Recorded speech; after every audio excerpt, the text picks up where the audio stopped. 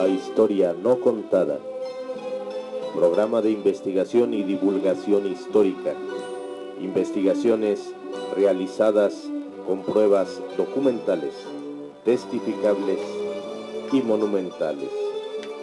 La historia que no está escrita en los libros oficiales. La historia no contada. Bienvenidos. Amigos, amigas, gracias por el favor de su atención en una emisión más de su tan gustado programa La Historia No Contada.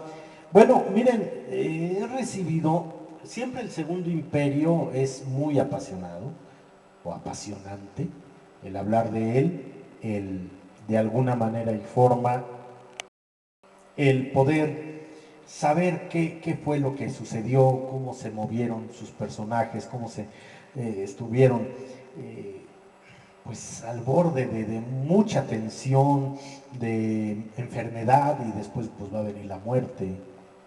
Maximiliano estaba enfermo. Tomás Mejía, su general de confianza, estaba enfermo. Miramón, pues había tenido un rebote de disparo en el cachete en el sitio de Querétaro. Ya les he contado esa historia, quién hace ese tiro. Y era tirar a matar, a dar, pero bueno, pega en la piedra y lo que le rebota pues es entre metralla y piedra que le hiere el cachete. Pero bueno, hablando de la ejecución de los tres personajes ilustres del Segundo Imperio, quiero hablar y dar lectura de las cartas que se empieza, esa correspondencia que empieza a ver durante el tiempo de su juicio, hasta llegar a la sentencia que es aplazada. ¿Y por qué es aplazada? Mucha gente no conoce este tipo de información de lo sucedido y por lo cual voy a hacer varios programas consecutivos de estas lecturas que les hago gracias a las investigaciones que he realizado sobre la ejecución. Vamos a hablar no de tanta gente, sino de la ejecución y lo que conlleva, lo que hay, no del juicio. Haremos otro programa especial del juicio de los del Segundo Imperio, pero vamos directo a la ejecución, que pues al final se les aplica la ley y Juárez no dobla su brazo después de tantas peticiones desde la princesa de Salzán, Víctor Hugo, mucha gente le pide a Juárez lo saque del país, a Maximiliano le perdone la vida, indulte a sus generales, que se vayan con él también, o sea, que se fueran todos, que dejaran México, pero no los matara. Pero Juárez, aquí el hubiera no existe en la historia, pero ¿qué hubiera sido si Juárez los perdona? ¿Cómo lo habría juzgado la historia? Como él decía, y la historia nos juzgará. ¿Cómo hubiera quedado Juárez durante todo el teatro internacional? ¿Cómo hubiera quedado Juárez si no ejecuta a Maximiliano, a Mejía y a Miramón? Si no los hubiera ejecutado y los hubiera perdonado y darles la amnistía y haberse largado del país estos personajes, por esa situación pudo haber otro segundo o tercer imperio. O sea, a México lo iban a agarrar de bajada porque Juárez se vio timoratos, lo convencieron, o el hubiera, que no existe, pero no creo que hubieran sido las cosas muy loables para el presidente Juárez y todo lo que él sufre, todos los hijos que se le mueren, el alejamiento de la familia, mandar a su familia al extranjero, él irse al extranjero, traer todo lo que es el archivo de la nación en 13 carretas, muchísimas cosas.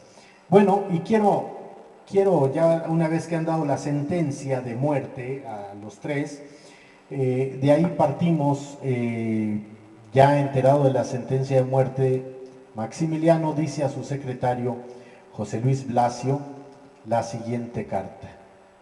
Dice así, dicta a su secretario la siguiente carta. Y les voy a leer ya la transcripción, ¿verdad? La paleografía, porque está en un manuscrito. Luis José Luis Blasio va a ser su secretario aquí en México, porque Maximiliano tenía un secretario que venía desde Miramar y tenía desde Miramar, y bueno, pues aquí de alguna manera le cae bien Di Blasio, tiene muchas cosas en común que no las voy a mencionar, y pues lo hace su secretario particular. Y dice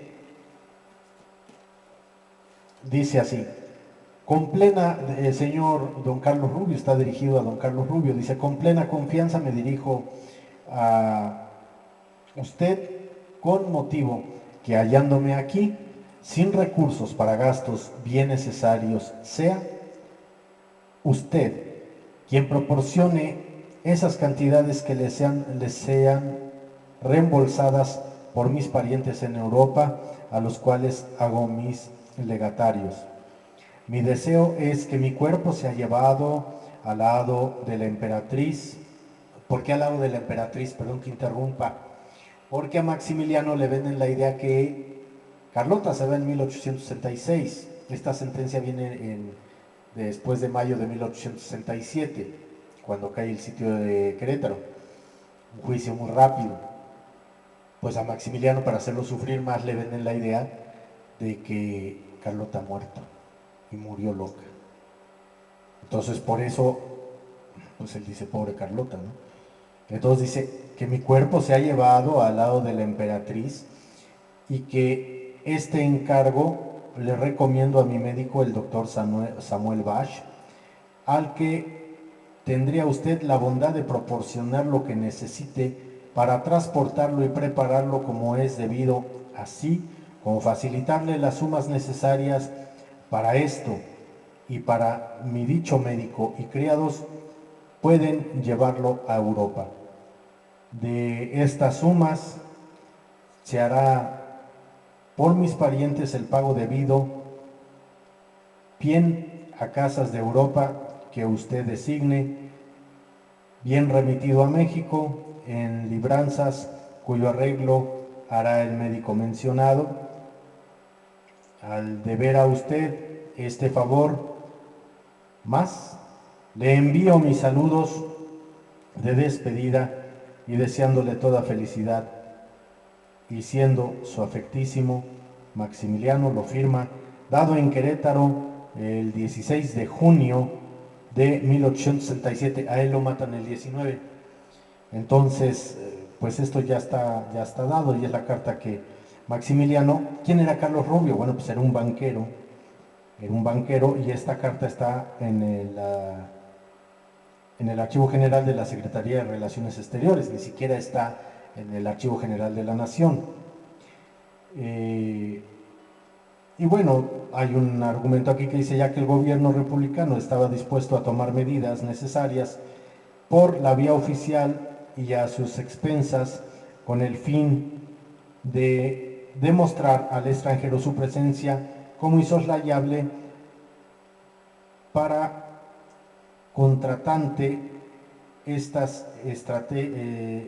trágicas previsiones personales de Maximiliano sobraban. O sea, toda previsión de Maximiliano sobraba ya para el gobierno mexicano, lo que se hubiera de más. Ahora, a este señor Carlos Rubio también se le atribuye, por lo que he estudiado, que él es el que le da las monedas, los 20 pesos oro de Maximiliano, que son bellísimas esas monedas, que fueron cursivas, y que le proporciona. Por ahí dicen que hay otra persona también adinerada de Querétaro, que era partidario del Segundo Imperio. No está confirmado todavía que es esa persona quien proporciona las monedas de 20 pesos oro, y que son las que Maximiliano les da a cada uno del pelotón de fusilamiento, y les dice que en el pecho, que les pide que le tiren en el pecho y no en la cara, para que su mamá lo reconozca. Con 20 pesos oro de esa época se podía vivir más, digo, para la gente humilde, la soldadera que ganaba, a veces ni le pagaban, bueno, y más siendo federal, no imperial, bueno, pues simplemente era un dineral, 20 pesos oro, o sea, una cantidad grande. Y dice que se lo van a devolver, que yo sepa, pues nunca llegaron las cartas a Europa, o si Bach hizo algo, el médico, realmente quien lo embalsama es Licea. Bach está presente, pero también está presente el general Rivadeneira, médico cirujano del Estado Mayor de Mariano Escobedo. Rivadeneira estaba checando cómo se debían hacer las cosas, y prácticamente él es el que embalsama ya tiempo después, o sea, lo embalsama en su momento, pero se queda ahí sentadito en su casa el cadáver de Tomás Mejía, porque la viuda no tiene dinero para enterrarlo, así de fácil.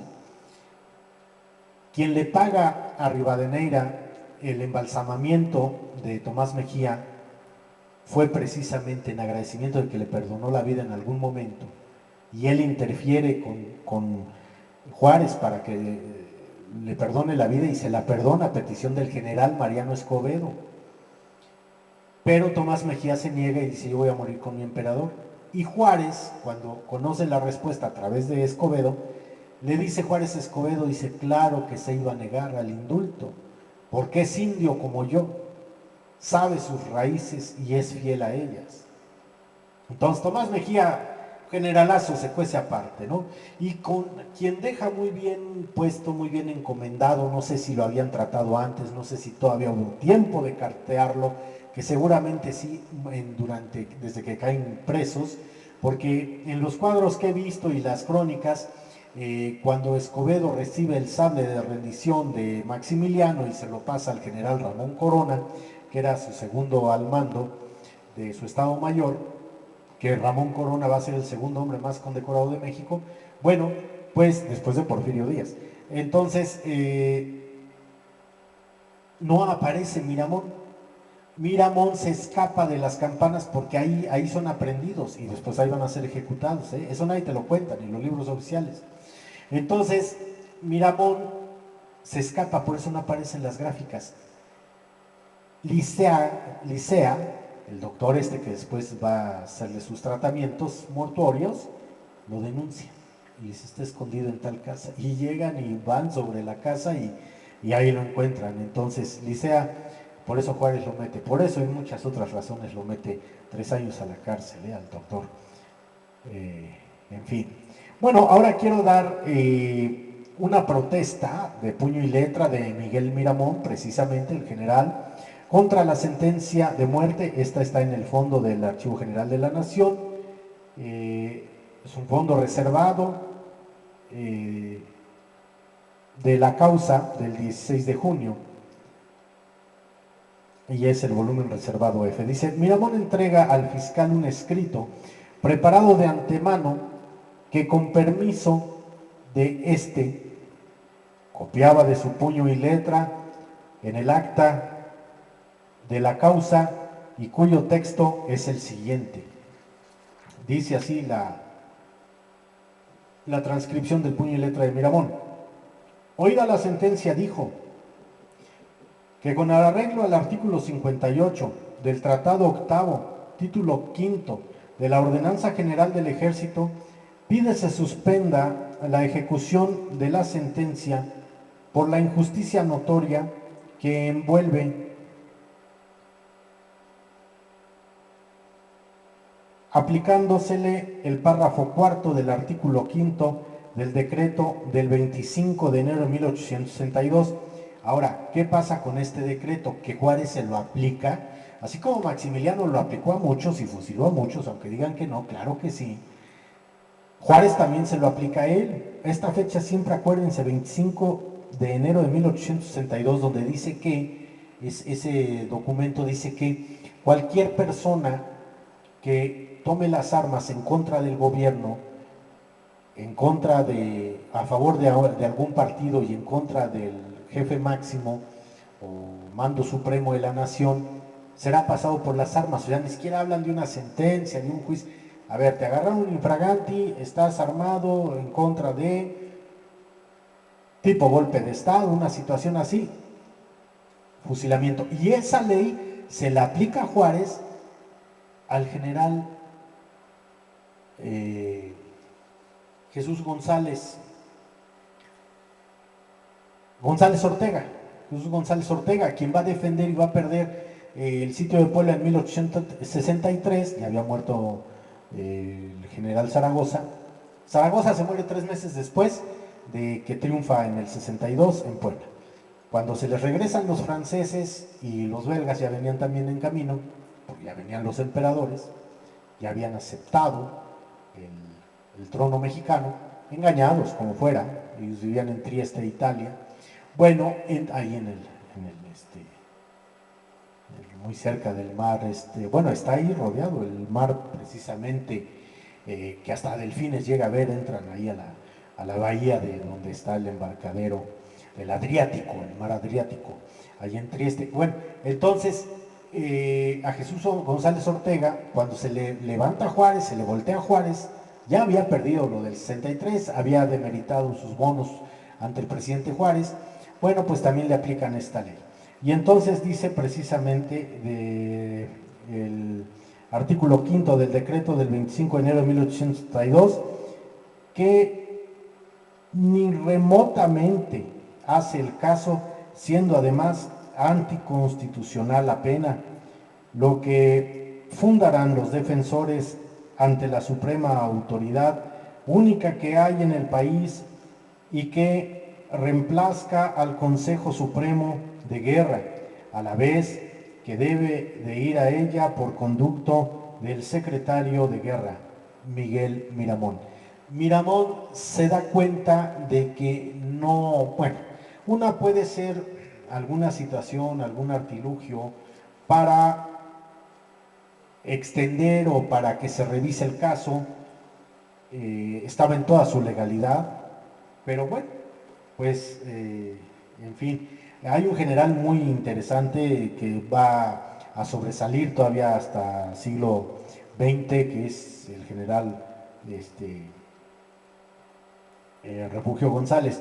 Dice, mientras Refugio González comunica a los reos la sentencia de muerte, Concepción Lombardo de Miramón, o sea, Concha de Miramón, forcejea desesperada con los guardias que tratan de cerrarle el paso cruzando los fusiles. Sin embargo, consigue llegar hasta la celda de su marido.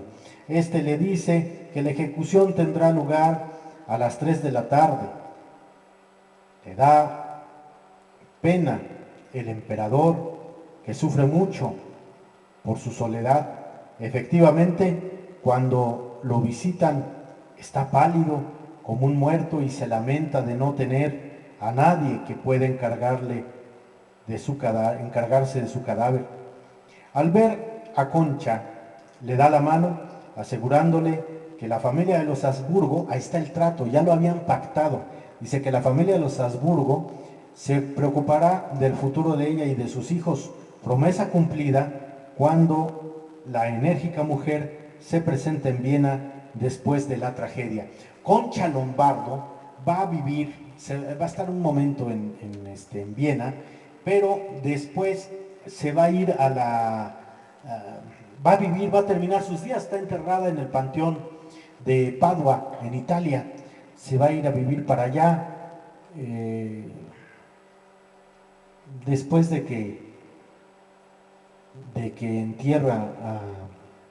se embalsama y se entierra en el Panteón de San Fernando a Miramón, se va, se exilia, recibe una mensualidad bastante buena por parte de la Casa de Habsburgo, y cuando regresa ya estaba prohibido enterrar gente en el Panteón de San Fernando, porque ya se había llenado, ya estaba su cupo al máximo. En sí, el último que es enterrado ahí precisamente va a ser Benito Juárez en 1872. Concha no lo sabía, pero cuando entra precisamente a ver a su marido y ve ahí esa escultura en mármol de Carrara, el mármol de Carrara en Italia tiene la cualidad de que entre más le dé el sol, más blanco se pone. Y es el monumento a Juárez, si ustedes no lo han visto, vayan, ahora ya es museo, panteón museo, el de San Fernando, de San Cosme, prácticamente yendo hacia hacia Metro Hidalgo. Antes está ahí ya el Panteón de San Fernando. Bueno, pues mencionan las crónicas que al ver que su marido compartía panteón con quien lo mandó matar, que los gritos se oían 2 cuadras a la redonda. Concha siempre fue de un carácter muy fuerte y más que se hizo, pues se quedan solas la hermana y ella, y pues de alguna manera Miramón pues restituye esa posición que tenían gracias al papá, al señor Lombardo, que cuando muere pues las deja con un pie adelante y otro atrás. Entonces creo nomás les deja la casa, pero muchas deudas. Entonces resulta ser de que pues ya Miramón se hace cargo de ella, ayuda a la hermana, y bueno, pues Concha va siempre edad de carácter y todavía lo fue forjando más. Sí llega a ser de las 24 damas de la emperatriz, pero ella no estaba de acuerdo con Carlota, no la quería, no, pues estaba porque era una cuestión política del marido, tanto de que ahí está lo que acabo de investigar, de leerles, bueno, no lo investigué ahorita, tiene años, pero se los comparto, donde precisamente ya había un pacto entre Miramón y Maximiliano para qué iba a pasar después con Concha. Aún así, si hubiera triunfado, si se hubiera ido el Segundo Imperio, los hubieran exiliado, el hubiera no existe, ya lo sé, pero bueno, suponiendo que y hubieran salido vivos, no se pudieran haber quedado en México. Algo muy similar a lo que le pasó a Iturbide. Se va, pero si regresa lo matan. Lo mismo hubiera pasado con Mejía, Maximiliano y Miramón. Entonces, obviamente Miramón, muy astuto, muy hábil, pues va a ver por su esposa y por sus niños. Y bueno, pues ahí va a estar precisamente la clave. Algo que a lo mejor, que es lo más seguro, no hizo Tomás Mejía, porque repito, Mariano Escobedo, después de 3 meses de que Mejía embalsamado, vestido de frac, está amarrado, sus pies amarrados, muerto, con su manita cruzada. Ahí está la foto de Franco Salbert, el fotógrafo imperial. 3 meses se la pasa ahí hasta que alguien le dice a Juárez, señor, pues es que pasa esto con el cadáver del general Mejía. Y de la misma bolsa de Juárez manda enterrar con honores de general en San Fernando al general Tomás Mejía. Pero no se hizo mucha publicidad, no se dio mucha luz sobre esto por orden de Juárez. Entonces sí les aplica la ley, pero la humanidad de enterrar a los muertos, aunque Juárez no era católico, era masón. Mejía, al parecer, también era masón, aunque recibe la Orden de Guadalupe al cuello. En fin, muchas cosas que se desconocen todavía del Segundo Imperio y sigue siendo apasionante. Pues amigos, amigas, por el momento hasta aquí. Respecto a la ejecución, primera parte, a los documentos oficiales, los que se han transcrito, de los que se quedaron, ahí en Capuchinas, de los que recogieron la gente del gobierno y ahora están en diversos archivos, tanto en el AGN como el de Secretaría de Relaciones Exteriores, sobre qué pasó antes de la ejecución, después de la sentencia, a estos 3 personajes del Segundo Imperio. Amigos, amigas, por el favor de su atención, muchísimas gracias, nos vemos hasta la próxima.